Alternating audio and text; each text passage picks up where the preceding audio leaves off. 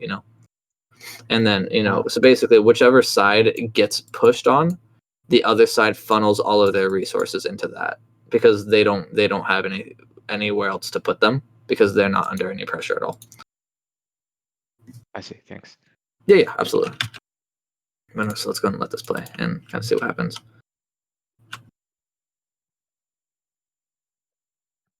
And so actually, so you guys are doing it a little bit backwards, but this is that same idea that we were just talking about, right? And these two are doing exactly what I was talking about. They were going to go behind and wait, and you can see these other angles popping up already. You see? Here's that Echo Mercy on the side that we were talking about, and then the Zen and Sig in main, right? So it's like clockwork, this stuff. Now, I was just saying to push into this main area here. You guys instead are deciding to push back here, but the big thing is that you all need to be committing to it, because right now this Echo is about to pop out, and she's going to be hitting you guys in rotation.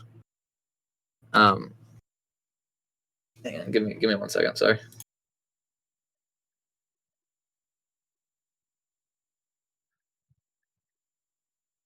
I'm back. Sorry about that. But yeah, so you know, you guys are looking to like, if you guys want to commit on taking this angle out, this is probably the hardest one to force out, because they can very easily kind of leave.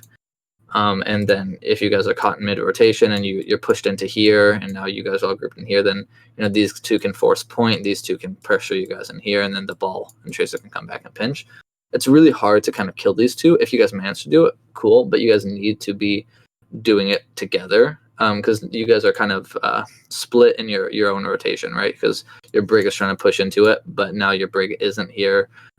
All you guys are kind of turning, so you're not really set up for it. You're about to get hit in rotation here, so you're going to be hit by these two angles. And the odds of you actually killing either of these two are going to be really, really low now as well.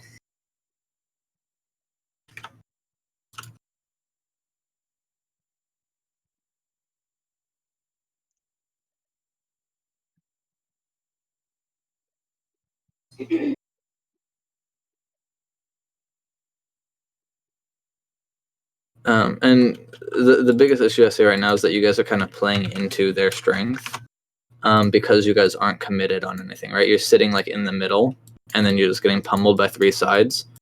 And then you have some people shooting this way, some people shooting this way, and some people shooting this way. And so you guys don't have any real target focus. And you know, you have two people that are almost dead, but at the same time, you guys are also running out of resources, right? You've already used lamp, you're split, so you know Trouble's probably gonna die in a second here. You know, you have your Orissa who's shooting at this ball, and then you have this Kree back here who's shooting at the Echo, or actually at the Mercy. So you guys are just kind of all over the place, you know.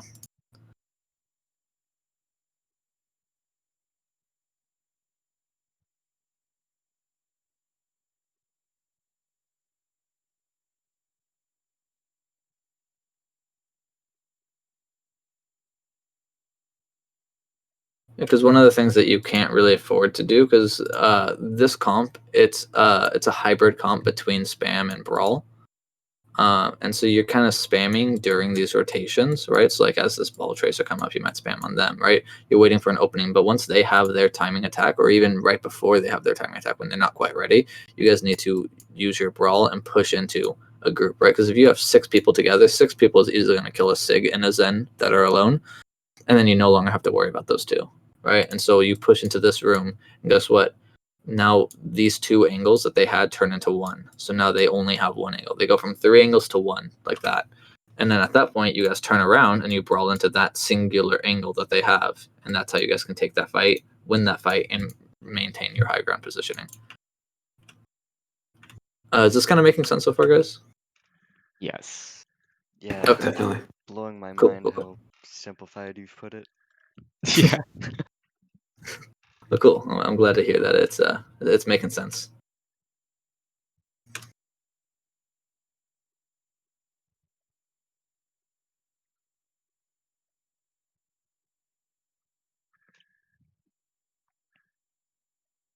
Yeah, because like you guys never actually engage in this fight, and they all have heroes that are kind of spammy, right? This doesn't have any real brawl potential. It's really kind of a spammy comp, right? They all want to kind of fire at a distance and whittle you guys down, and that's exactly what they're doing, because you guys aren't engaging on any fight, right? Because like the Sig, right? He walks into you guys, uses his resources, and then he backs out. and then somebody else is going to go in, use the resources, and then back out. Meanwhile, you guys are kind of just stuck there, just taking whaling after whaling because you can't push out, or because you're not pushing out. You see, so like Sig backs out, now the ball goes in, and now the ball is going to go out, and somebody else is going to go in. See? Actually, no, he just minds you instead. Never mind. Oh, but now here you see, like, now here's the Echo engaging, right? And so like Clones is like he's going to be facing this way. Echo's going to engage on him. Clones is going to back up, and then he has the ball to deal with. If he shoots at the ball, then the Sig is going to come back in. Because you guys aren't committing on any real attack, you're kind of standing in the middle. But you just need to decide, as a group of 6 to push on one angle. So that way you can get rid of that and then deal with the next and then the next after that.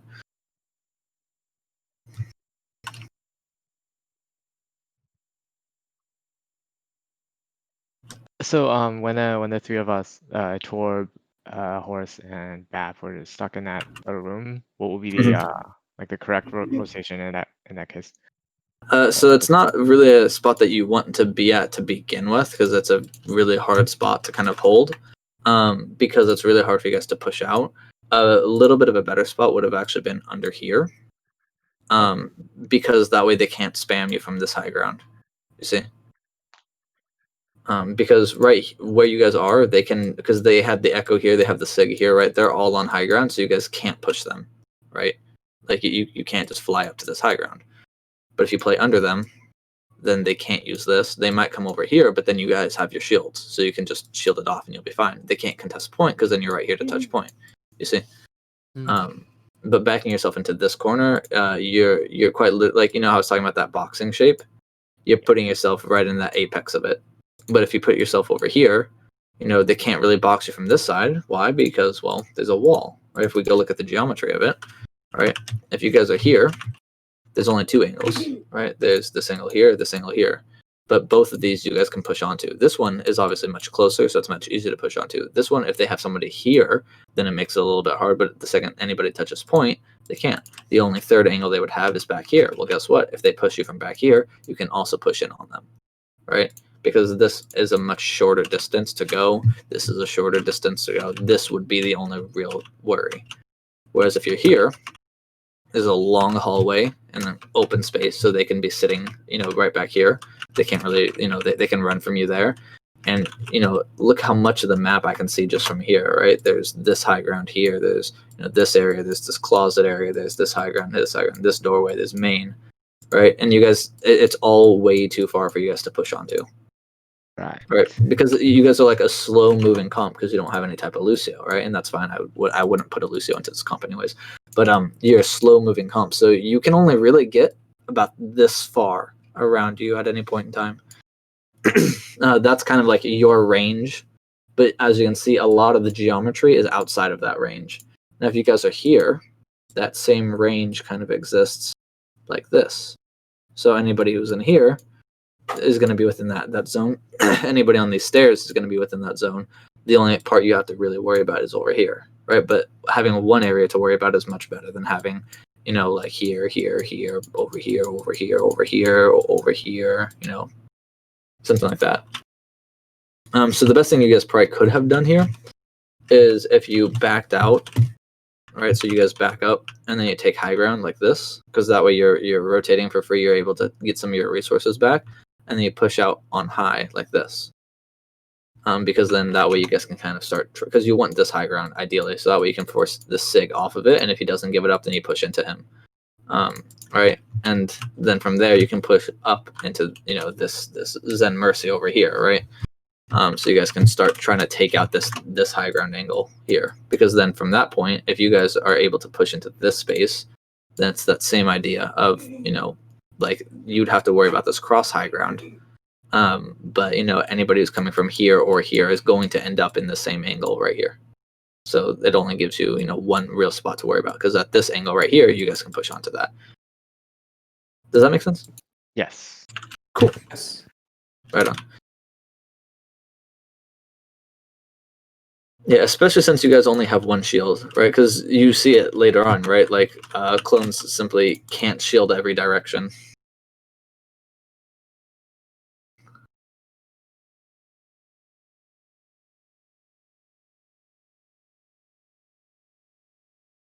And really what would have been important too is to get these 3 into here. And one of the best ways of doing that is going through Atria, because then you guys could have pinched on this ball as well, right? Because this ball rolls through you guys, and that timing is kind of perfect for it if you guys went through Atria, right? So you guys are coming back, right? Now, instead of you coming this way, you want to be grouped with your team. So if you go this way like that, right, and just kind of make that path in your head, right, so you would be right about here, and then this ball rolls through, and now you'd be grouped with them, and so that ball can't come through anymore. And when he does come through like this, well, if you have the Sig Rock for it, you have Brig Bash, you have Kree Flash, this ball dies, right? He's just going to die. And with that ball dead, well, that ball ends up mining and killing 2 of you guys, so that wouldn't have happened. All right, so like this ball would be dead right now, but instead he's able to get behind, and then he pinches in with mines. And right here, you can see, clones, he's shielding this way, even though his shield just broke. So he's shielding that angle, but there's still 2 others. And so he's just naturally going to die.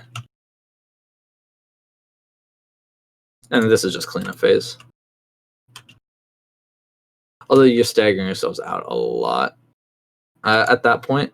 Like at this point, you're not going to get out, or it's unlikely that you're going to get out of trouble. You might get out, but you end up not because they push you. Honestly, I would play it safe and just die on point right now. That way you don't get staggered, and they're not capping anything at all. So it just helps you guys because you have everybody else who's about to respawn, right? So they're going to respawn. They're going to get close spawn. You guys are going to die. They're going to cap point. You're going to get long spawn, and now you guys are going to be split 4-2, and that's not going to be good, right? So if you just die on point, then the odds of everybody getting close spawn is going to be much higher. You see? Oh, actually, they stopped capping points, so you guys are going to get good spawn. Oh, no, you still have 2 that have long spawn. Yeah, and see, so now you guys are still staggered, so now you're losing your streets phase right now. Because if I had to guess, based on the staggers that I'm seeing right now, you guys aren't going to get a fight until right here, is my guess. Let's see. Because right now you've got 2 in the front and they've got 4, so you guys can't push out and you're losing your resources. Then you have another stagger.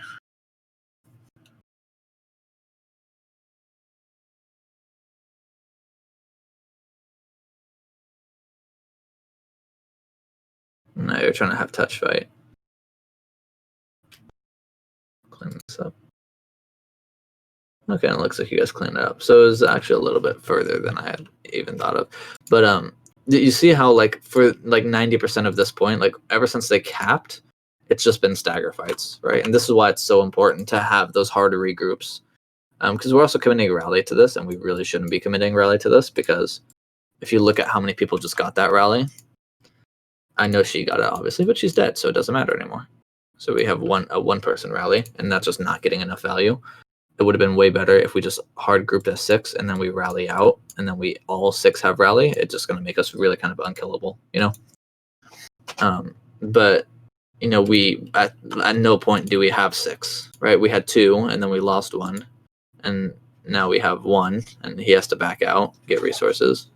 And the only reason that you guys are able to take this fight is you kind of just out mechanic them because they don't manage to kill clones in time, and I don't know how they don't.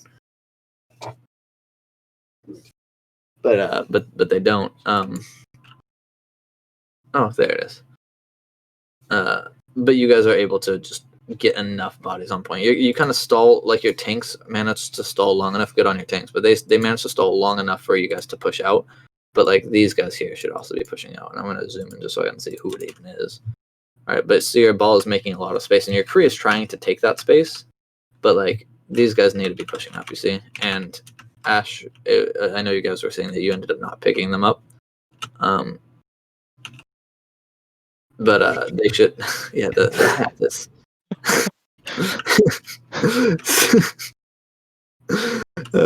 But she shouldn't be up here. She should be rotating down with you guys, and the reason for that is because, oh my god, the mercy. Is because the ball is able to take her out of this fight and might kill her, might not, but might kill her. But yeah, so your Ash is doing air right now. She's not helping at all in the fight, and that means she also can't push forward, and neither of our supports have any LOS of her, and they want to be pushing up and take the space. Okay, so your Ash does kill her, or kill the ball, but she almost didn't, and a better ball might have actually killed her, but that comes down to a mechanics fight in there, and you never want to just rely on mechanics. You always want, you have 6 people, right? Why should it be one person's job to beat one other person when you guys can very easily put 2 people, and 2 people quite literally is going to double your odds of beating one person. I don't think we had the intel that the ball was there. We weren't being tracked. Well, no, which is fine. I'm saying this is something on the Ash that she shouldn't have path top, or if she wants to go top, she needs to communicate it and say hey, Kree, on a break, let's go top, right, and have everybody go through top. But the fact that she split, and then even worse if she didn't call that there was a ball up there that whole time, and even worse if she didn't call that ball used mines. Now this is going to be really kind of weird because you guys have dive tanks, but then you have spam DPS. So this comp right here is really kind of weird. Best thing you guys can hope to do, the cart is here. You want to set up a kill box right about there. So you guys' kill box, I'm going to set this in white. And actually, I'll make it kind of big. Make your kill box be right here, okay? So that's where you guys want to take your fights. Why is that? Well, A, it's on a corner. So it makes it really easy for you guys to get some angles in. B, it's where the cart is, so that's where the enemies have to go. And the reason why is because then you can put your Brig and your Kree in this room that's right here, because that way they're playing short angle and they can push from short. So I'll do Brig and Kree, and here you guys can hold this angle and put the monkey or the ball with them. Your Ash and Anna, and your Ash is now on low ground. I don't know why she fought so hard for high ground when she gave it up. You can put your Ash and Anna over here, or you could put them in this room here, which would also work. I would probably put them in here personally, but either which way, that's up to you guys' preference, right? But so you can put your Ash, Anna here. So now you guys have this angle, you have this angle, and then you can put your monkey or ball, whichever one isn't there, put them in this room here. I personally would probably put monkey up here and then ball down here. But it's really up to you guys because the ball can roll out onto the cart, but at the same time, monkey can walk out to the cart and then jump up to high ground. And you can put a ball up here, and the ball can roll off and slam onto high ground for free. So it works out either which way, but that way you have, because they have this door here and they have this door here, so you guys are able to very easily set up that kill box. You see, so you guys have all these possible angles. And so that's kind of what you guys want to be looking for this fight. And basically, you're playing for your DPS to do damage, right, or something like that. But you guys call a target, right, and then the Kree can be shooting, the Ash and Anna can look to throw dynamite and nade on that target, and then the tanks are engaging all at the same time. It's a timing attack. But that's kind of how you would want to go about staging for here. And you guys are most of the way there. You see, you have your ball over here, you have your Brig over here, but you have your Kree who's way too far. Right, he's going to have damage fall off at this range, and he's also not in a good spot because he's kind of out in the open, right? He has nowhere to go, and they have a ball who can easily kill him. They have an Echo who can easily pressure him. He can't pressure the Tracer because she can just play around him or away from him, right? But if you put the Kree here, it's a much shorter angle, and he has the advantage because he can pop out and shoot at her as much as he wants. He can hide from the Echo, so where the Echo is, he can be hiding from her and pressure her. And if the Echo is shooting at him, then you have an Ash to shoot at the Echo. If the Echo is shooting at the Ash, then Kree can shoot at the Echo. You see, she can't shoot at both of them at once. But right now, your Ash is again doing air. She's not able to do anything useful from where she is, and your Ana is kind of left alone. And your Kree can't really peel for your Ana very well against an Echo because the Echo can just be too far, right? This Echo's playing really bad. She's getting really close for whatever reason. If I was the Echo, I would be here, pop up and shoot at her from here. And I would throw my stickies in a line like this so she couldn't push this way. And I would shoot at her here because naturally she's going to walk into my stickies and die, or she'll die to my shots. And that's what I would do. Because I'd pop up here, get that kill, and then dip back around. And there's nothing the Kree can do about that. But if the Ana's playing back here, and the Echo tries to do that, then I just back up like this, and then I'm fine, and then I come back out. Now, if the Ana tries to do that here and back it into here, well, then, she's not able to do anything else. She's not able to push back out because this Echo is still able to maintain this angle. So she's able to trade for that Ana's value, and that means she's getting more value than the Ana is. Whereas if the Ana's backing into here, she can walk back out, and she has the Ash. So Ana can actually focus on doing Ana stuff like healing, while the Ash deals with the Echo. But with Ana by herself, she has to deal with the Echo, meaning she's not healing. And your guys' timings are a little off too, because you guys are all taking separate fights, right? You're fighting a little over here. You had your ball over here, but you guys need one kill box, because you need to be able to get these angles in, and you don't have enough people to set a kill box up over here and set one up over here. Like it's just not going to work.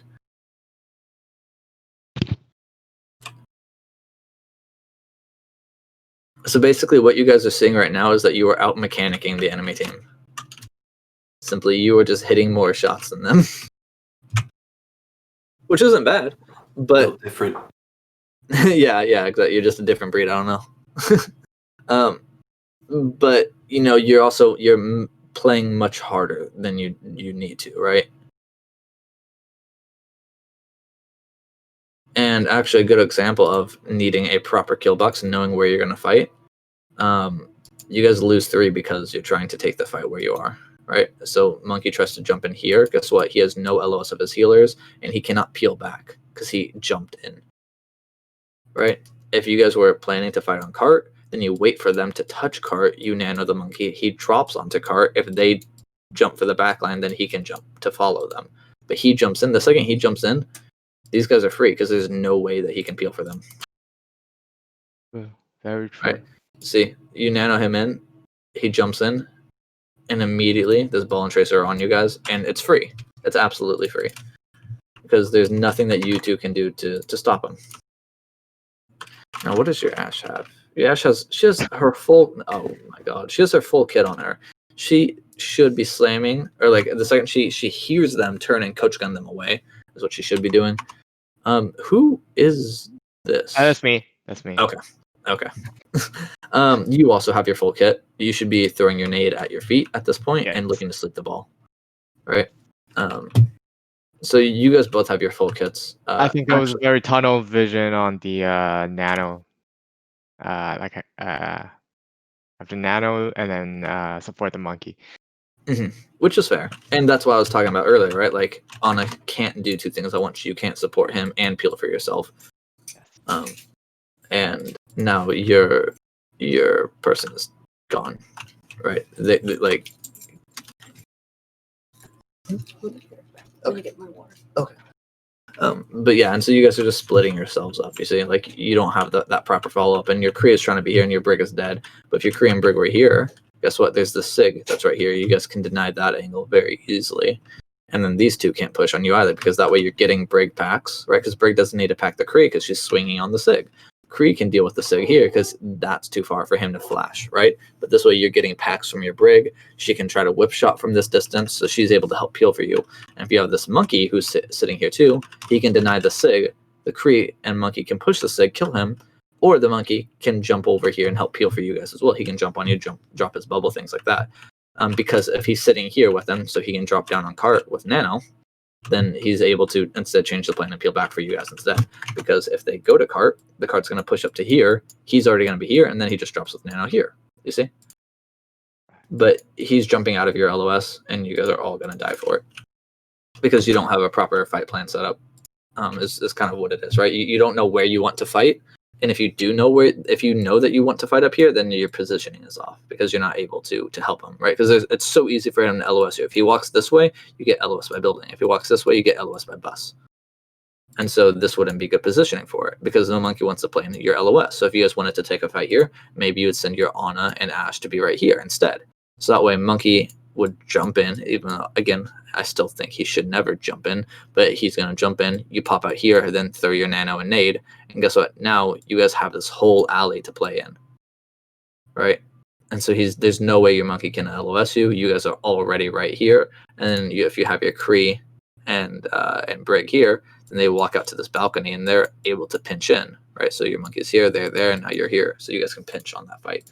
So if you guys want to fight up there, you need to be positioned for it. If you don't want to fight up there, then don't fight up there. You know? Wow. But your Makes a monkey lot of jumps sense. in. Yeah, your monkey jumps in, so you guys lose your entire backline. And normally a 3-for-1 trade is not going to be favorable.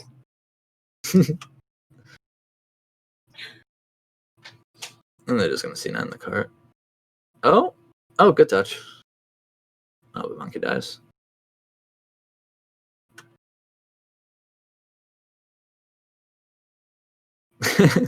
Good stall. Yeah. Good stall trouble. That was funny. You're just sitting there, just walking back and forth, and they just don't kill you. That's pretty funny.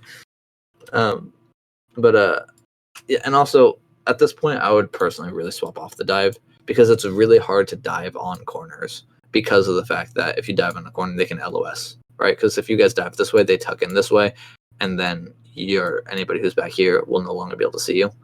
The only reason I talked about setting up a kill box on that corner over there is because you can play inside of this building, and then you can cut that angle. But that's because there's 2 doors on it, so you're able to kind of surpass the corner entirely, you see, by going through it. Here, there's only the 1 door, so if they're all set up here, you guys try to pinch in this way. If they push this way, then it would be a different story. Now, you still kind of could set it up, you just have to be a lot more careful about it. But dive is also just really hard on this map because it's like a long straightaway, right? And it's too far to dive, right? So if they had like a widow back here and you guys were on attack, you can't dive the widow even though you want to, right? And then if you guys go, okay, we'll rotate this way, and then the widow rotates around, and now she's playing over here, and it's still too far, you see? Things like that. So this point is normally when you swap over to like a brawl lineup, or doing the Orisa sig would still be fine. You guys can run a dive, but you just have to be very coordinated about where you're going to fight. If you guys want to fight in this alleyway, that's perfect because then you set your ball up here. You could even put your Kree and Brig back here too, so that way they can pinch in. Then you get your Ana, Ash, and let's say Monkey in this case, and you guys go through this way like this. You push this ball out that's down here. Now you guys have this alleyway, and then you pinch in from behind like that. You see? Because the monkey can actually just walk this way because this ball is going to swing through and knock them into your monkey. So you guys can just kind of pinch in like that. But the biggest thing is trouble. This is for you and clones. You guys need to tell your team where you're going to fight so they can stand appropriately. And if you tell them we're going to fight before first bend and your Ash is standing back here, then you get to yell at her. But if you guys aren't telling them where you want to fight, if you're just calling a name and saying 3, 2, 1, go, then that's your fault because your team has no idea where that person is without any location calls. They don't know where you're going to be going. They don't know where you're going to be fighting. So that's your fault. If you tell them, hey, we want to dive an alley before bend, set up for that, then you can call people out if they're out of position because then that's their fault. Yeah. But if you don't tell them where you're fighting, then that's more so on the tank line.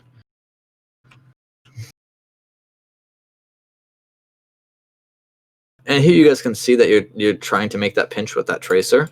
Also, if you guys are running tracer ball, the tracer ball needs to be locked together. They should always be together. Tracer should always be a 1 blink worth away from that ball at all times. And I might actually have a good example to kind of show you that. Maybe we'll see. I don't remember exactly how well the game itself went, but I think we actually end up losing that point. But that's fine. I can still show you how that ball tracer works.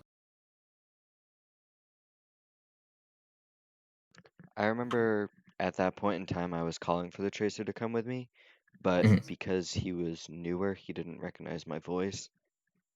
So And that just say, was, if that's the case, then just say tracer stick with ball. yeah. Because I don't actually remember here, exactly what I said, but I think I said come with me on coast, and he was oh, like, okay. "Who are you?" Okay. Fair enough, you know. Yeah. Uh,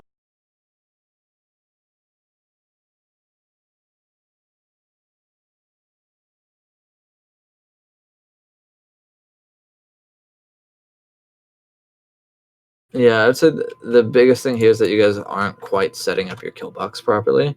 And you don't have a terrible setup, right? You have this angle here, you have this angle here, you have this angle here, and then you have your monkey kind of trying to touch, right? So you guys, it's not that you have terrible angles, but here it looks like it's more so of like making sure that you guys are target focusing, right?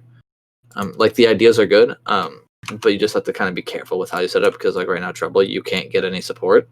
And I want to say this is your support right here, so maybe, but it's gonna be kind of hard, you know.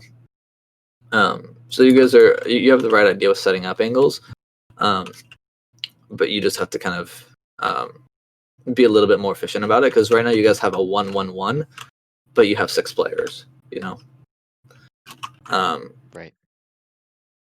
I'm trying to see where everybody even is.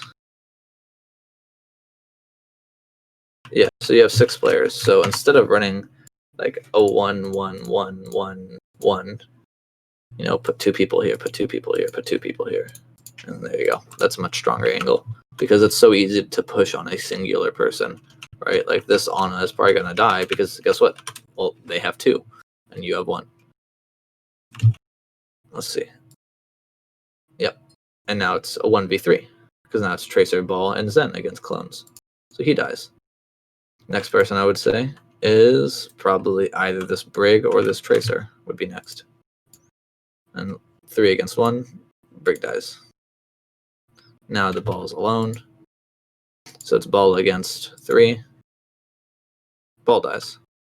See how, like, look at their kill feed, right? They always have more than one person, right? Like, we back this up.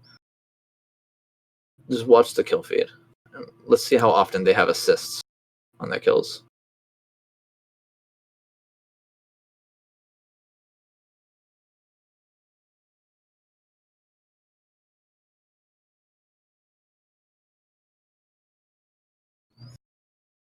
Oh, there we go. Finally found one.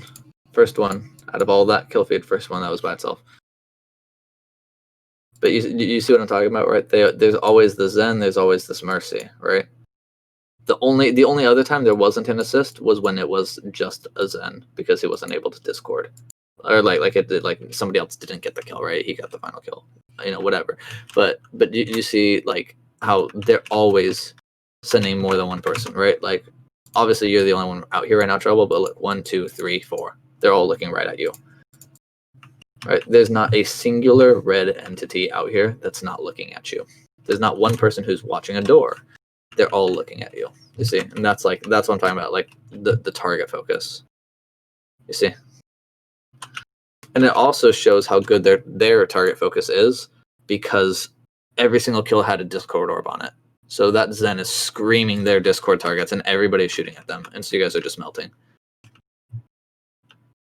And if you guys have a Zen or a Mercy, we should be seeing that too. Even if you guys don't, that Ball should have a ton of assists because he should have gotten rocked and Brig bashed and flashed, right? Things like that. You guys just need to be focusing the same targets.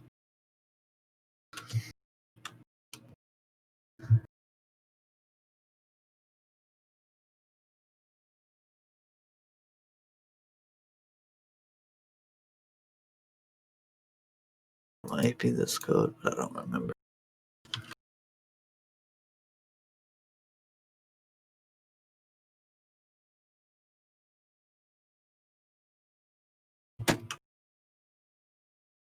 Did you guys want to watch the attack as well, or did you want to go over to JT? Depends how much time you have. I probably don't have too much time. If you want, we can watch first point attack, if that works. And then we can go over to JT. Okay. Because actually, and I'm gonna back it up a little bit. The main thing that I want to see is what comp you guys are running and how you guys approach the fight. So it looks like you're running the Ball. Oh, whoa! Why is clones on Mercy? Stern wants to play tank, and Rolock is enabled. Jesus Oh, Christ. we won this, right? We actually had more time. Yeah, we did. Okay. Yeah, the clones was very proud of his Mercy. Fair enough. That's totally gonna fuck these stats up. but that's okay.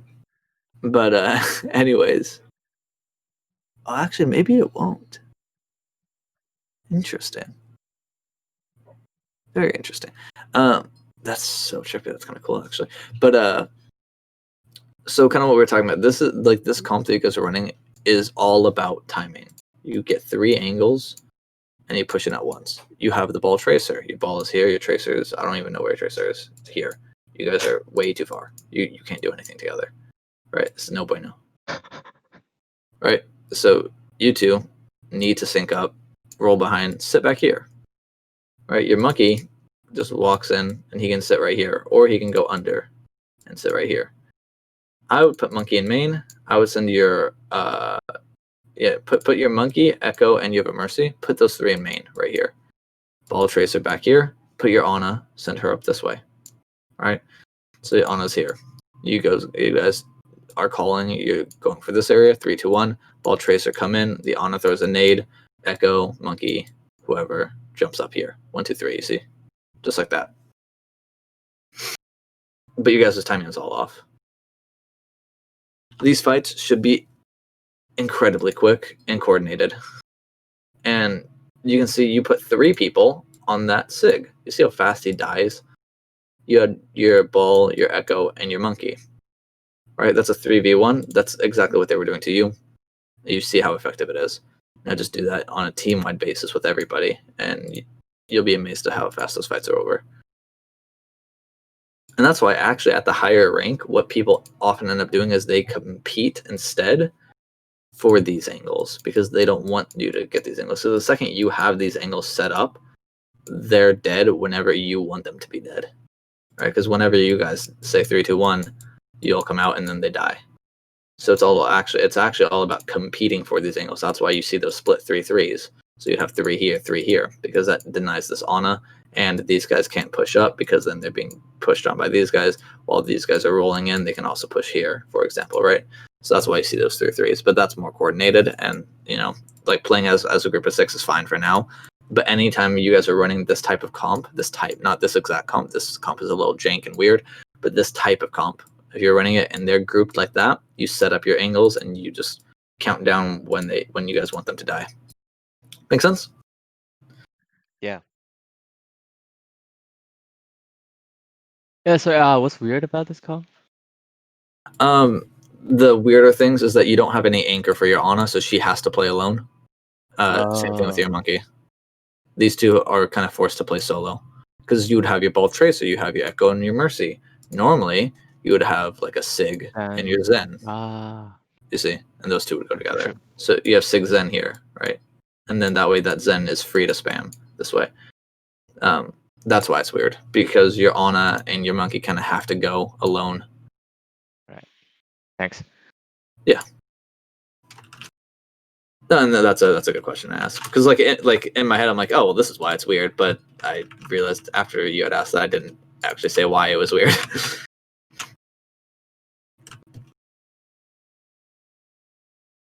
And so you guys want to be taking space, and again, the ball and tracer are still split. I don't even know where your ball is. Oh, he's way the fuck right there. He's in the next map. It's fine.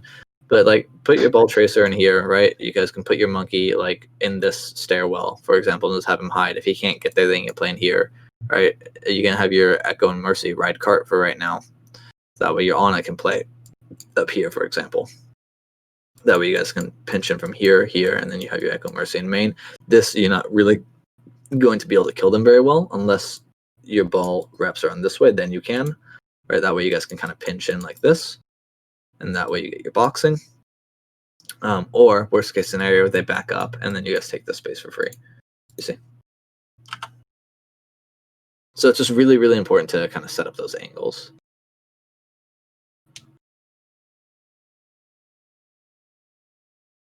And you guys are kind of doing it. Like you can see your tracer doing it a little bit, but she's doing it alone without her ball. Because ball goes in to try to do it. You see ball trying to do it, then ball backs out, and now the tracer's trying to do it, and the tracer backs out, and then ball goes in to do it, and then now the tracer's back in.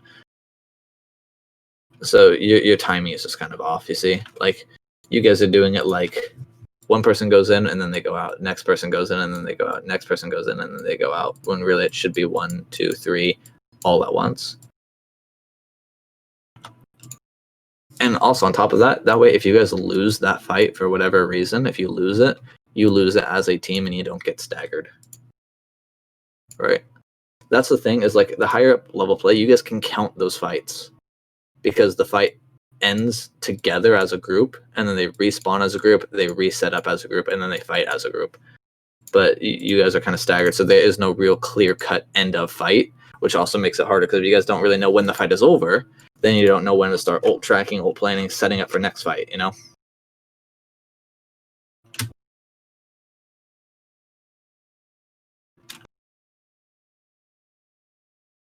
But here, again, your ball and Tracer are playing split. You guys should be playing together. But you see your Tracer was pressuring this angle, your ball was pressuring this angle, and then you have your core and main. So that's the right idea. But instead, take this angle, wait for them to push in. Once they're here, you guys are pushing card up, then you guys can pinch instead, and you have your core and main. Right, so instead of contesting these angles, you guys wait instead, and then that way you can pinch these angles. Right, because that way the focus isn't on you and you don't lose those angles. You see? And like if they refuse to push up, then that's fine because then you guys get the space for free. So if you just exist here and then they don't push up because they know that you're there, that's fine. Because then they're not pushing, they're not taking any space. Because sooner or later they will push up, you see. But at this point you guys aren't ready for it. So now the timing is off again, you see, because they've pushed up, they've started this fight, and then these angles are coming back, but it's just a little too late, you know?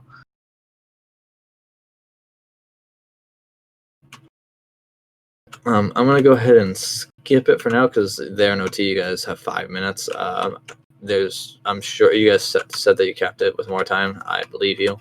But the biggest thing is just you want to set up those angles. I'm going to go ahead and hop over to Junkertown, unless you guys want me to play this through. I'd like to see Junkertown because Hawk and Jorge aren't in this map. Yeah. Okay. Sounds good. So I'll go ahead and What's now in Zen? pull this up. No. Don't mind all my arcade games. Oh yeah, you were. You guys put me on Zen. No, you're on Tracer for Junkertown. There we go. No, I think he was then.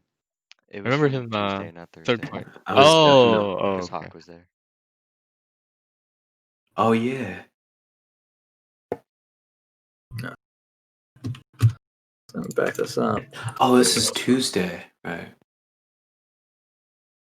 Here, I probably wouldn't have the Tracer because Tracer wants to play with the ball, so that way they can make that duo. But again, you guys are forcing the Tracer to play alone, and if she's alone, she can't push on them because they're going to be grouped like this, and Tracer can't do anything against this, right?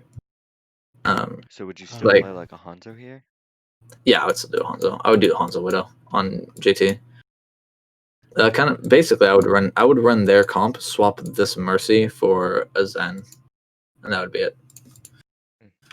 Do I have any JT VODs? Let me take a look real fast. I might not have any recently. No, I don't have any recently. Damn. Oh well. But yeah, I would still run like a Hanzo Widow, and then the Hanzo paths like this, the Widow paths like this, and that way you guys get your cross angles. This map, especially first point, is all about cross angles. But you guys can't do that because you only have one.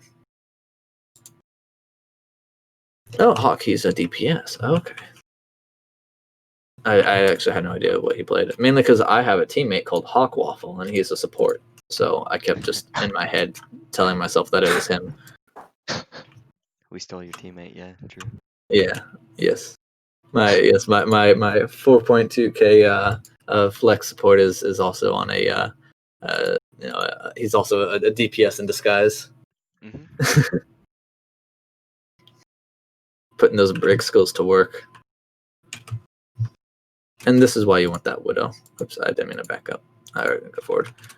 Because Widow v Ashe, Widow wins because she can just be further back. I don't know why she's playing so close. Kind of stupid of her. But she can just sit like back here, and this Ashe will never kill this Widow, ever.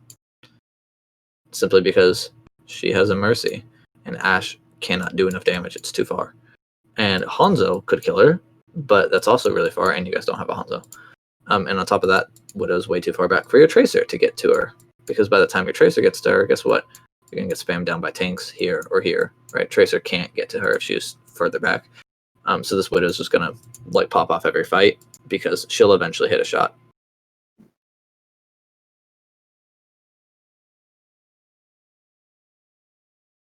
Also, that's really kind of unlucky, but Tracer, you gotta look to focus up targets. Right. Yeah, because like this Widow gets down to like 1 health, and then the Tracer comes, and I thought you were gonna kill her. I choked that. Yep. I remember that exact moment. It's not even so much that you choke it; you just kind of forget that she exists. Like you try to one clip her, you had to reload, and then you gave up, and you shot at somebody else.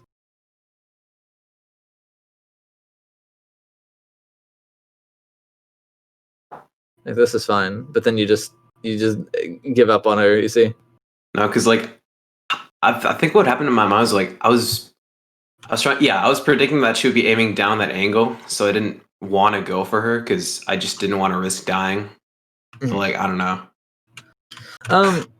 You're gonna have a really hard time in this comp anyways. I think if you trade a 1-for-1 here, you're gonna be fine because you're gonna come back faster than they would. So Tracer, even though I wouldn't run a Tracer on like on JT basically at all personally, there's too much mobility or it's too open, right? Like second point is all about like high ground, and so Tracer can't really contest the high ground at all, right? Because if you're here, then you have to blink over to here, which is 2 blinks, and you stay here, and then you have to blink twice or 3 times to get over to here, and then you're just gonna have to get recalled immediately because it's just gonna turn to you, and you can't really push the low ground because then you're gonna get spammed out. Same issue on second point, right? Is it's just way too open or it's all high ground, and first point, even though there's no the real high ground, so to speak, it's just way too open, right? Like Tracer, you can blink 1, 2, 3, you'd be like here, but if they have like a Cree that's right here, you're still too far and he can kill you. Tracer's just really like a challenging pick. Not to say that you can't get value, because clearly you are getting value, but you're going to get more value on a different hero. Right. And that's why it's such a common like that's why it's such a common like double sniper map. Is because it's all about mobility or in like controlling high ground and controlling angles, which is something that snipers are really, really good at. Yeah, makes sense. And the only reason you don't normally run the Ashe is because Ashe is going to run into damage fall off. Now, Ashe is going to be better on second point than a Widow is. But like right here, Widow still has the 1-shot potential and Ashe doesn't. And here against an Ashe, Widow has 1-shot potential, but Ashe doesn't. The only time Ashe really beats the Widow is helping take this corner. But even then, the only reason I wouldn't do the Ashe is because Ashe would have to coach gun up to here and then try to play this off angle like this, but that's what Hanzo can do, and he can do it without expending cooldowns, because Hanzo can just climb the wall. And so that's why I don't normally run Ashe. That's why you normally see the Widow and Hanzo instead. But yeah, like with the Tracer, because you guys only have 1 sniper, trading for one of their angles is going to give you really good value every single time. So in this case, don't be afraid to trade. Like that's totally fine because you're eliminating one of their angles, especially the Widow, because this Widow is going to beat your Ashe in a, like if they were equally skilled and they have equal amounts of support, that Widow's going to beat that Ashe. Right now, Ashe might just pop off and hit headshots and dodge and just bob and weave and just totally dunk on this Widow every single time. But that's relying off of mechanics, and a better Widow might not lose to that. And so you want to play the smarter game, not trying to play to hope that you get lucky and that you're just going to outskill them.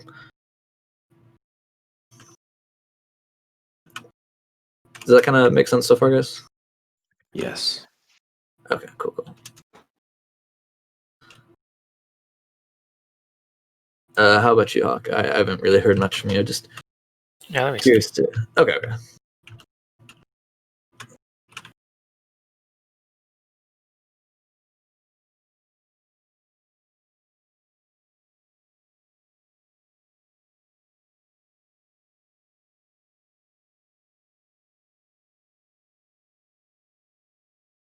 You guys really need to be trying to kill this ball when he comes in, right?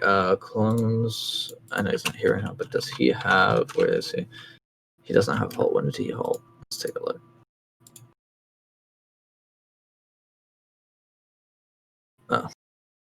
Save halt for when the ball comes in.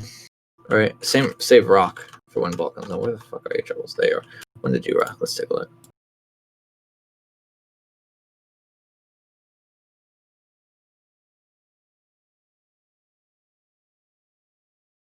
Yeah, no, just save rock. Really, like you guys, our tank line is our only CC that we have, and that's the only way you guys are gonna kill this ball. Right, this ball, he should come in, get halt hook or like halt rocked every single time. Right, pull rock, and then with good focus fire, getting that Zen orb on him, and then everybody just shooting at him, he should die. But you guys need to save your abilities for that because you're not going to get value from rocking up Tigron, right? You'll get ult charge and that's about it, right? But there's no follow up. If you guys had a Widow or Hanzo who could shoot them as they're knocked on the ground, that's a different story. Ash can't really do that. I don't even know where she is right now. Oh, yeah, she's on low ground, so she can't get those shots on, right? Because like a Hanzo would have to climb up here. You throw the rock in, and then as he's falling, he fires the arrow. Or Widow would have to grapple shot it. But even then, you're investing 2 cooldowns to get 1 pick, and they have res, so they're just gonna res it. So instead, save you guys' cooldowns, burn this ball when he comes in. That way, you don't have to worry about them. They're down 1 tank. Then you guys play shield break. You break that 6 shield because you have 2 shields. He only has 1. So you killed this ball. You win the shield war, and then you guys can push under them for free. All right, and you force him out that way. But this ball can do this really annoying thing where he just rolls through you guys and walks away because you don't have anything to kill him. Like this, like he should die. And I see that, like, Trouble, you tried to rock him, but you missed, which is fine. Sometimes that happens. That's why we need the halt with it, because that stops the ball momentum and it makes it really easy for you to hit that. He also immediately, he needs to be discorded. So Gorba needs to be throwing his discord on this ball every time he runs in, and everybody needs to be shooting at him. So you should be shooting at him. You should be shooting at him. You are. You should be shooting at him. It looks like you might be. So hopefully, yes. Looks like you're shooting shields. You're trying to heal, so that's okay. That's fine. Kameo, the only thing I would say is as you get better at BAP, you throw a heal orb or like throw a heal nade, shoot, nade, shoot, nade, shoot, nade, shoots. That really big like back and forth. Like it's really challenging to do, but you just gotta practice it. I've seen people do that, but it's I'm not very good at flicking. Yeah, there's a trick to it, right? So if I go over to BAP real fast, and I walk over to here. If I'm standing here and I'm trying to heal, damage, heal, damage, heal, damage, heal, damage, it's really hard. But if I stand here,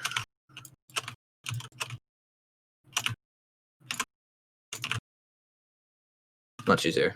And on top of that, you can actually hold down both buttons at once. See? What? Oh. Yeah. Oh, That's just a thing you can do. Okay. And so by fixing your positioning, because right now you're kind of off on a side angle, right? You're kind of here and you're healing this way, and then the ball is right about here. So you'd have to heal, shoot, heal, shoot, heal, shoot like that, and that's really hard to do. But if you're back here, you're standing with your team, you can do it much easier. You see? So that's like a bit of a positioning thing. Because also on top of that, your nades will break if people need healing. So you can literally just keep your mouse here like this. And if the nade goes through them, well, that means that they're at full health, so it doesn't matter. You see? So that's just a little bit of a positioning thing. So yeah, just having some better positioning will make that much, much easier. So that way you don't have to flick nearly as much. Replay, imported, junk. Let's go. Yeah, so does that kind of make sense? Yeah. Let's go back just a little bit. A little more. And this is where we're at. Cool. Yeah, so like you see like the positioning that I'm talking about. Now here you guys are focusing the fire, so I think this ball is gonna die. And so like this is like fine. You could be like, no, yeah, I think this is fine, right? Because that ball can't really push into you, and you can do micro flicks, so you can heal and try to shoot the BAP, and heal and try to shoot, or not the BAP, but the SIG, right? So that's like a micro flick, so that's more doable. So I think this is fine here. Or you could be stacking in this corner with them, kind of using your tanks as body blocks, and then you can just be doing the thing I was just telling you about, just stand behind them and hold both buttons down. as an example. Yeah. But yeah, that's just kind of unlucky. The only thing you could really do there is use like lamp or dragon or lamp or trans, but that's okay. That's fine. You guys don't, but then you just want to reset instead, and that's what it looks like you guys are doing. So that's okay.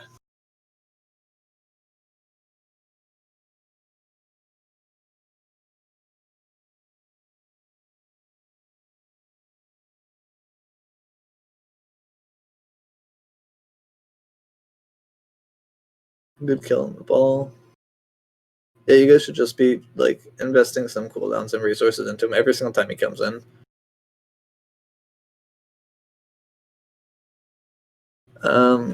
Hawk. One of the things I would say to try to get more value out of the Bob, if you can, where are you? Yeah.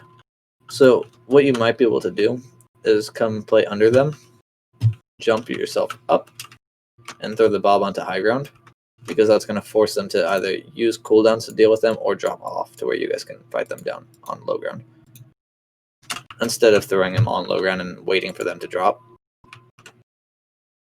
You see, because like for the most part, Bob is only really shooting at this ball, but everybody else is still on high ground. So that's just something that you could have done to get like a little bit more value out of him.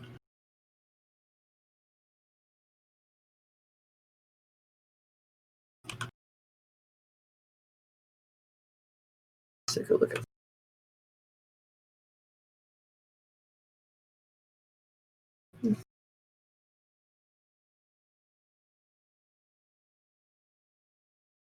So this is really good here, right? I like the idea of setting up these cross angles, but here you can be looking to play that split 3-3, but really it's going to be like a 3-2-1 because you have your tracer. So your tracer would be the 1, right? So if you guys had, for example, you take your BAP and your Orisa and then like your Ash, and then you take your Sig and Zen and put those as a 2, put those 2 on cart, for example. And then you have your like tracer who can go up and flank, right? So that way, like your tracer can come like under and climb up here, and then that way you have your Sig and Zen and main, and then you have the 3 over here. And what I mean by like going up and climbing up is she can climb up on top of this thing here. So she can climb up, stand on this, jump to right here, and then walk up and get up that way. If you're not able to reliably do that, you can fuck around with it in games. If you're not able to reliably do that, then you just go under, climb up, and then go like around this way through stairs. That's an easier option, but it's a little bit longer.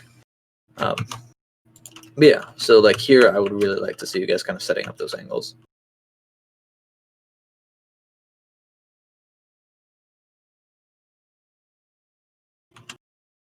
But like right now, you guys are stacking your shields, so you're not getting really nearly as much value. You're gonna get more value by causing them to split where they shoot, right? Because if you guys are stacking shields and they just shoot at the barriers, and since barriers are so low, it makes it really easy for them to break it because they have a lot of shield break. They have soldier, they have the BAP, they have a damage boosted, like damage boost. They've got Sig to blow it up. They have a lot of shield break. And so you guys stacking shields, they just shoot in one spot, and then you guys lose double the value. If you guys split angles, then if they break the Orisa shield, she just walks away. And meanwhile, this Sig has still been spamming them the entire time. And then if they go to the Sig, well then this Orisa walks back out with her new shield off cooldown. And then the Sig can drop his shield, do his suck, walk to a corner. You see? You guys are able to kind of tag team your resources like that. But now they're constantly shifting focus from here to here to here to here, and then meanwhile you guys are shooting in the same spot the entire time. You know what I mean? Mhm. Yeah. Because like these off angles don't even need to be huge. Like I saw Trouble just then. You were kind of playing like right over here. If your Zen is playing with you and you guys just dip into this room, then you shield up like in this doorway right here, then you have this angle, and then you have your core and main, right? Then you can send your tracer behind, right? And then you get those 3 angles just like that, or you send your tracer up to high ground, and then your tracer shoots from here from high ground, core and main, you guys in here, right? That's like, it's such a small off angle, but it really makes a difference in these fights.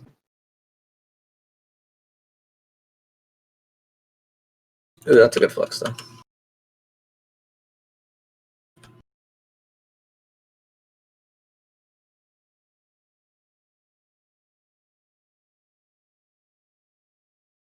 That's like the same idea of like getting these off angles. These are like right here. It's really shallow. I probably would have put one more person over here, but you see that idea of there's this threat here and in main, and so like you're splitting their focus because this Sig can't deal about main. He has to focus this way, and these two are dealing with main. So you guys are splitting their focus, but all of your target fire can be on the same person.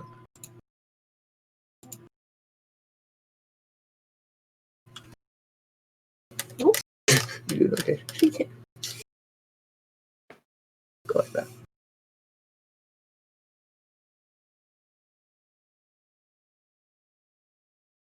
Back that up one more time and see what happens.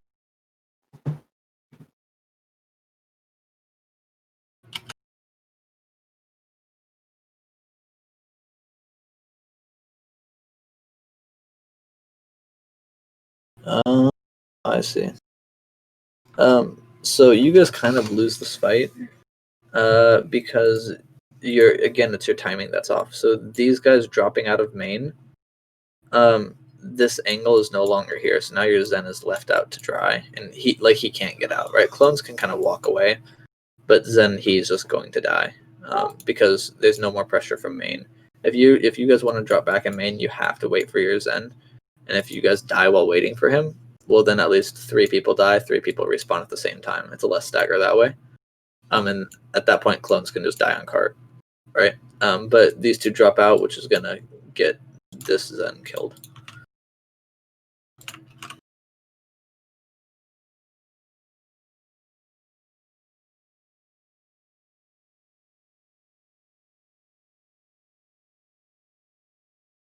So actually, it kind of happened in reverse. They just push on your hog instead. And this is kind of what we were talking about earlier on your guys' defense of look, they just all push into one angle. You see, they push into one angle and then they take out the one angle and then they go to the next angle. Now that's dealt with, and then they go to third angle, and by that point you guys are dead too. You see. And the way to avoid that is you play really kitey. So when this angle gets pushed out, he leaves, and these other two need to play aggro and pinch in from behind, and that's how you deal with that. But they didn't. You guys kind of just stood where you were, and so they pushed this, and then they pushed there, and then they pushed there. It's like ping ponging for them.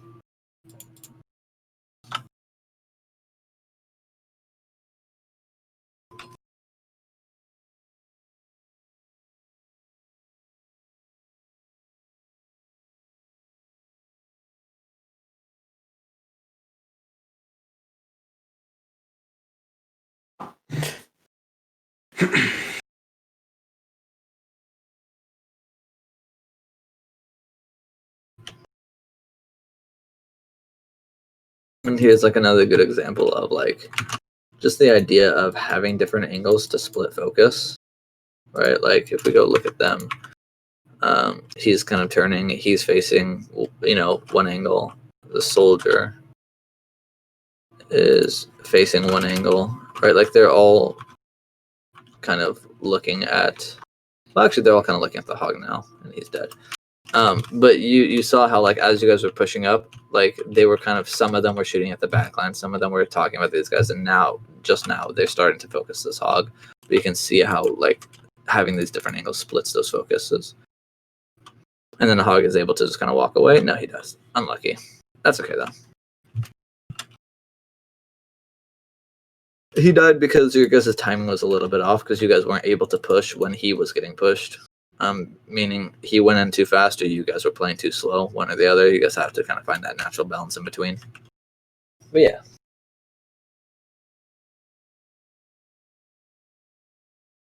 Tracer, yeah, I would just get out and reset. Don't get staggered. Same thing with you, Hog. Don't get staggered here.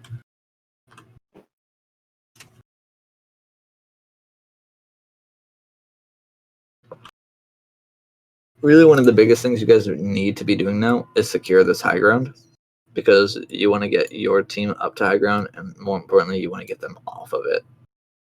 If they're on low ground, then you guys can choose to fight where, when, and how you want.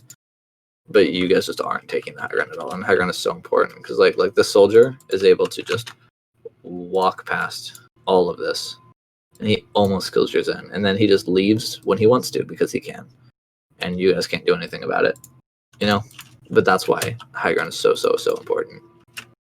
You guys really need to be like pressuring that high ground, and you need to be doing it together.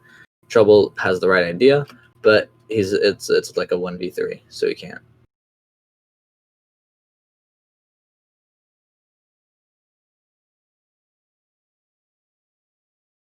That's a good trans. But we shouldn't have used lamp too. Normally you want to use lamp for flux and you use trans for window, because in trans you can move, and so you move to the other side of the window, so that way they can't use it.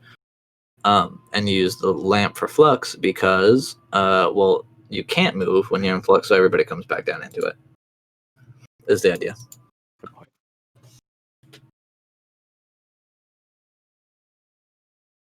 But you guys don't want to be using both at the same time, so that's something that our supports need to figure out amongst themselves. Just call, like, if you don't have lamp for the flux, then call no lamp, or call to use trans, but outside of that, you guys just need to communicate what ult you're using. Oh shit! I didn't realize the window can move with the cart. Yeah, if you put it on cart. If you put it on cart, it'll go with cart.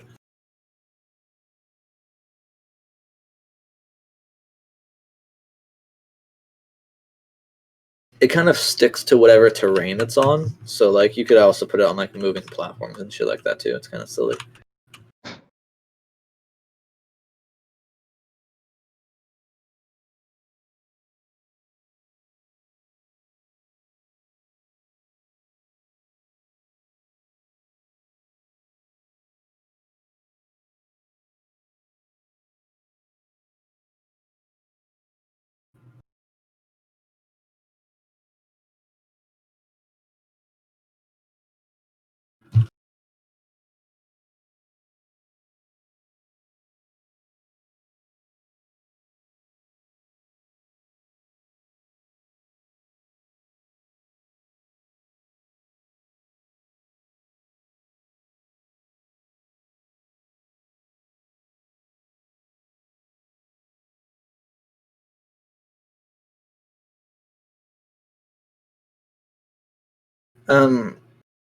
Jorge, George, are you just not comfortable on Widow? Not really. Okay. That's fine. Are you kind of like, because Hawk was on Ash the first round, right? Mm-hmm.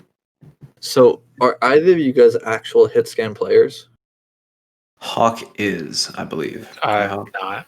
I can Oh. just play a lot of different areas. What is like the That one means hero Haas was. that I don't really play? I would highly recommend one of you guys just pick up Widow, and just kind of practice it, because double sniper is going to be very, very important, especially on like a map like JT, because their Widow is going to beat out your Ashe, and if your Ashe loses, that means that your Hanzo has to deal with this Echo, and that's going to be inconsistent and very, very hard for him, because he should be doing other things, not pressuring out an Echo. Right.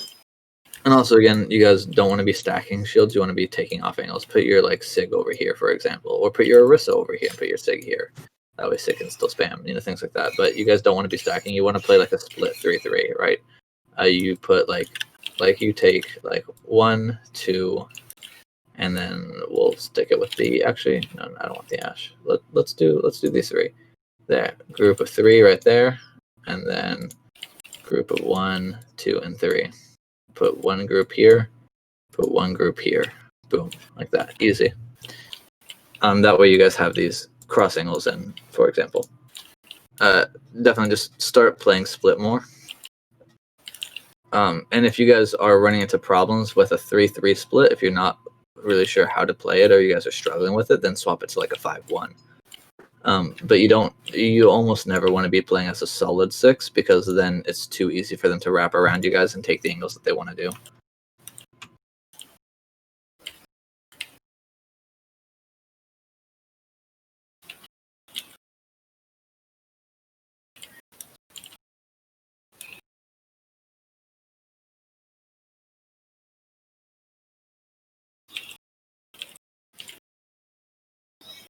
And kind of here's an example of that, right? You're shoved into a corner, and now you're taking fire from here, and from here. And simply, you guys can't fire back in all of these different directions and get value out of it, right? Like you have half health, almost dead, right? But it doesn't matter because you have 3 down, right? And so by stacking up like that, it's too easy for them to get the surround on you guys and just hammer you guys from all different directions. So it's really important to have that map control. Take those angles. Be aggressive with holding your space, because you win a fight. You win or lose the fight not based off of kills, but based off of positioning and map control. Because if you have map control, it's going to make getting those kills on you much harder.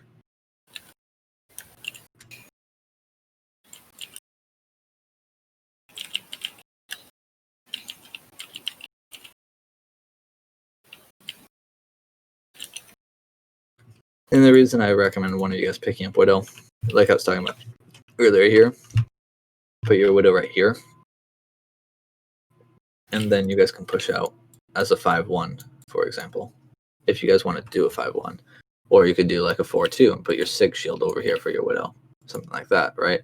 And then they can't just spam a doorway, because look at all these free shots. If you guys were like a Widow right here, if anybody was a Widow, this is like a delight shooting day, right? Like down in the training range, right? And then guess what? That means they're all going to back up. Then the Widow rotates to here.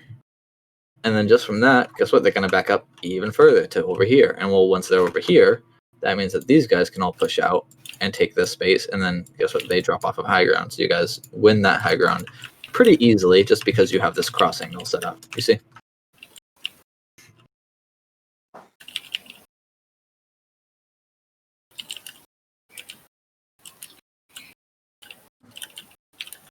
And this is like much better. Like we should be seeing stuff like this a lot more, right? But it shows that you guys' target focus is really, really good here, and that's why that fight feels really easy, because you guys are all shooting the same person, right? Like that's really good target focus, and that's why they fall like nothing. You see, you put 2 or 3 people on one person, they're just gonna die.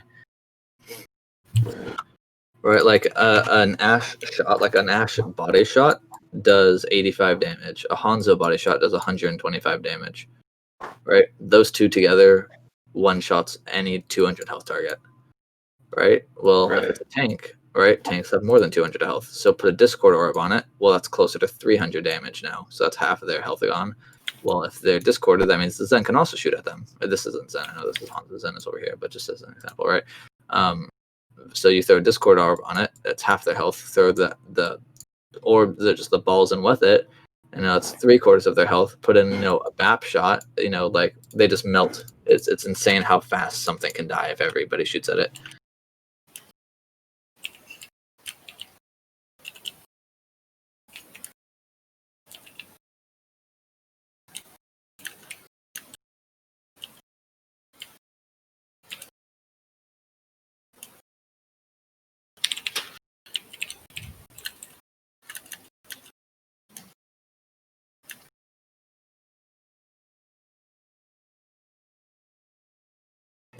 Those dragons are fine. Normally I would want some type of follow-up to it, but they trans, so I think that's still a good value.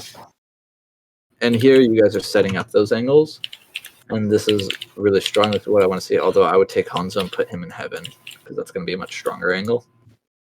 And you have both your tanks stacked, so you don't have any shields over here. If these guys are better, they would instead shield you off and then shoot this way and just go for the core.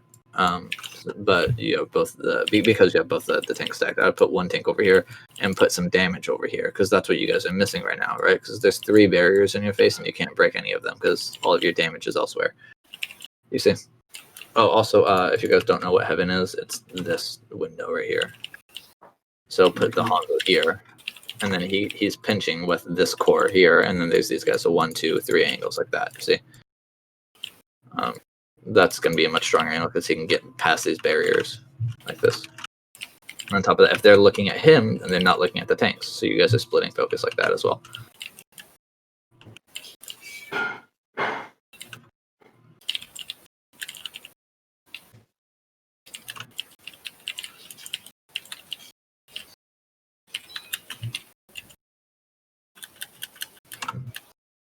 That was a good lamp right there, definitely. The only thing that I would have changed, like, I think your guys' ideas are really good of trying to take out this map control. It's just how you guys are doing it. You're putting both your tanks over here, you're putting your damage over here. You don't have anybody controlling this area, so this doesn't exist. I like the ideas of taking it here, here, here, but doing it more organized and more thought out. You know, if you guys are a bit more fleshed out with that theory, I think that this fight would have been over in your favor at this point already. And you guys you're holding on to it, but it's really kind of anybody's game, right? It's a 3v3 right now, so it's really kind of up to anybody. But like here is a really good example of how strong off angles are. The Zen takes this off angle and just goes right past the shield and gets a pick. You see, and that's how strong off angles are.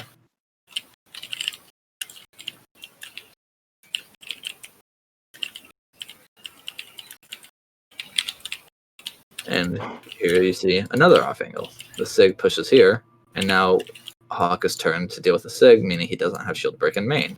Right, so now you guys are disrupted. You see? And this is why you split your shield like this, because that way you can deal with these angles. Because if you stack the shields like this, then you don't have this angle to be covered. But good, you guys put 3 on the Sig, and then he gets forced out. Easy, right? You just put some numbers on it. Yeah, something that I would definitely recommend, right? If you guys do like your own VOD reviews by any chance, get how anytime you guys are winning these fights, it started with an off angle, and then you guys hold those angles.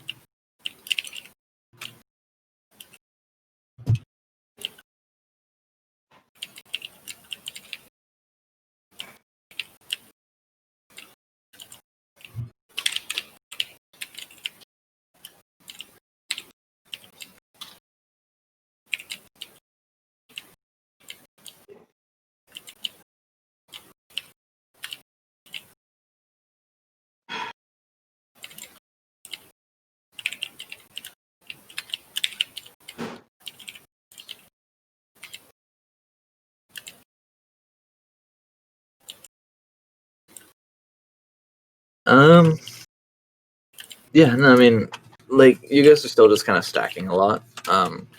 And, like, if they have a window and they're all able to shoot in one area, right?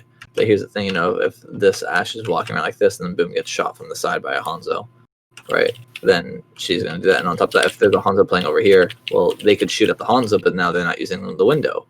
So they'd have to back way up to here. Well, if they're way up to here, then and they're looking this way, it makes it easier for our Ashe to get those shots in, right? They can't be shooting at the Ashe and at this Hanzo, and if they decide to play way back here, then they're playing further back, meaning they're going to have more damage fall off, meaning if we put a shield in front of them, and if our Hanzo can't see them, then he can put his damage in, like on that Orthus, for example. Because, you know, he puts a sonar up so he can watch that Ashe, and he's shooting here, checks on the Ashe, shoot here, check on the Ashe, shoot here. Oh, Ashe just popped. Okay, now I'm going to shoot at her. Okay, now back to this Orisa, because that means the Orisa can't be shooting at her because she's being shot at in the back by this Hanzo, so she's gonna die, so she has to move. You see? Like, playing those off angles is something that you guys need to like to do basically every single fight, especially with double sniper. So if Hanzo's in heaven, then should I be playing like on the bridge in the middle? Yeah, so Kami, you are almost always going to be with your Orisa because she's going to need you to help sustain her. So yeah, you guys can be playing like bridge here and then put your Sig over here. So you could put like Sig Ashe, Bap, and Orisa here, and then put your Hanzo in heaven. And who else do you guys have? You have Zen. Your Zen can just float over here. Or you can put your Zen with your Hanzo. Or you could do Zen and Ashe and then put your Hanzo and Sig over here. You know, you guys have tons of options. What's that? It's always like group two. Yeah, two together. You very rarely have A lot one of person sense. alone. Very rarely do you have one person alone, and if they are alone, they're normally somebody who can either immediately get help, right? So this Hanzo can drop down to Mega, or he can run over to the BAP. He has to be quick on that though, like if they're pushing him. So it's almost always somebody who can either get immediate help or can live on their own. Right, so like an Echo is pretty self-sufficient. A Sombra would be self-sufficient. A Tracer can be self-sufficient if she plays it right. But yeah, you almost always want to have some type of group, some type of partner, somebody to help keep you up. Because of that, they can't send one person to deal with one person, right? If you always have a partner, then they have to at least send 2 people, right? Meaning that's 2 less people to go anywhere else, right? They can't send one person to deal with 2 people because then the 2 people are obviously going to win. That's why it's so important to stay in those groups. You're stronger together than you are separate.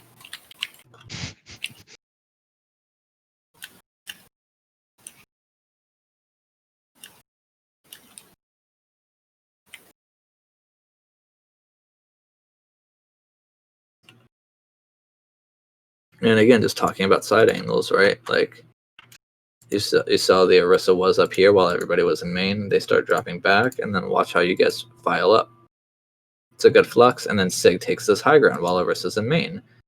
And then now you have the 2, and then Sig drops down, but now you have your Hanzo taking this angle over here while they push in main, right?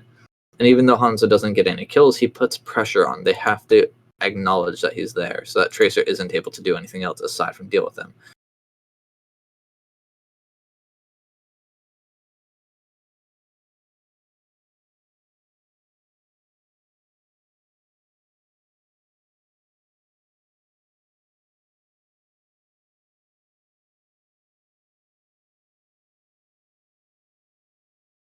Yeah, good job, guys.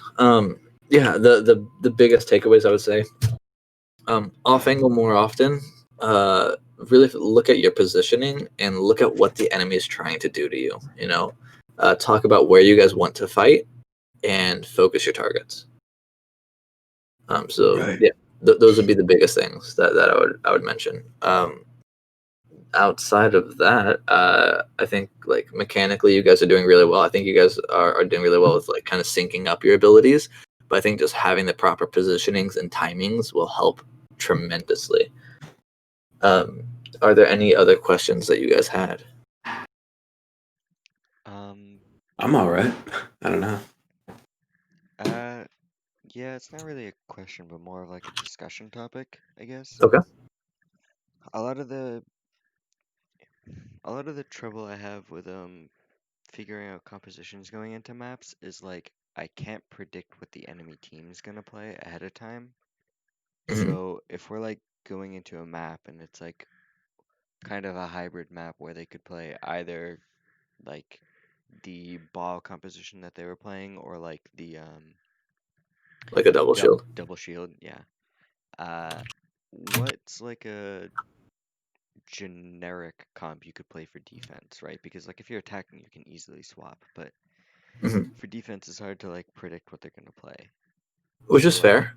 Instead of trying to pick into them, pick something that you guys are comfortable playing. So if you guys know how to do double shield, play a split 3-3, then you do that. You see that ball, then you know, okay, maybe we don't play split 3-3, but we do a 5-1 or a 5-1. Or if we don't have like a 1, right? Because if you guys were doing like Orisa, Sig, let's do Orisa, write down Sig. We'll do like, sniper.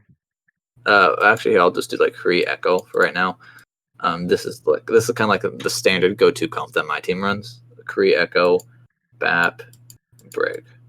Right, that's kind of like my team's go-to. Sometimes we'll do like a Zen Brig too, but like that's kind of like the go-to, right? So you have the Orisa, BAP, and Kree.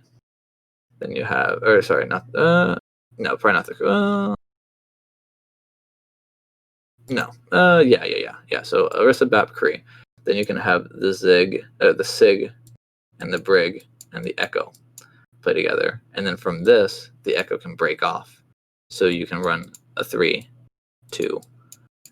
like that.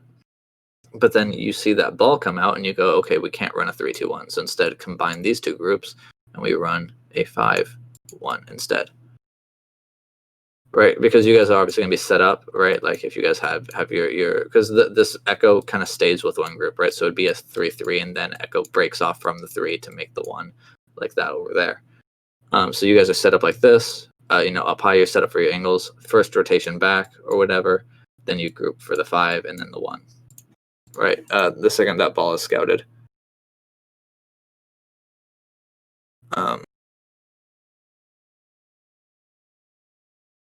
But yeah, does that kind of help?